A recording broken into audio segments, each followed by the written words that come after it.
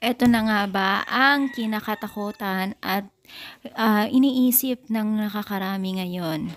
So ano nga ba ito? So bago natin ipagpatuloy ang ating pag-support today's video, kung bago ka pa lang sa aking channel, please subscribe o like and pakit na rin po natin guys ang notification bell upang ma-update po tayo tuwing ako po nag-upload sa mga viral and trending video.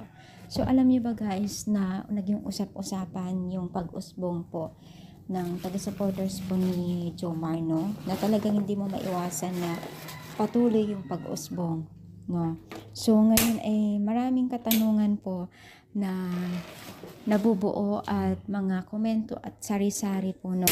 Na kung saan ay maaari daw po na itong si Jomar or mapapagaya rin ba daw itong si Jomar sa mga naging trending po na couple na maaring humihiwalay po sa kanila. Yes, mga Mima, yan po ang maraming katanungan ngayon na maaari daw o may chance na daw ba itong si Jomar na humiwalay kila Kalingap Rab. Siyempre, oo naman, lalo't pa man po kung siya po ay talagang naging malaking channel na, 'di ba?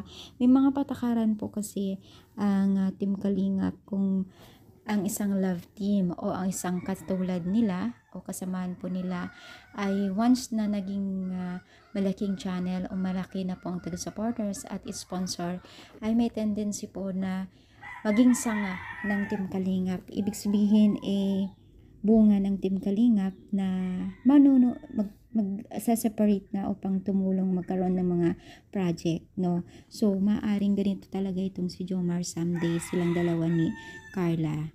No, so ano masasabi ninyo? I-comment na, palike po ang ating video. Thank you so much, more power, and God bless po guys.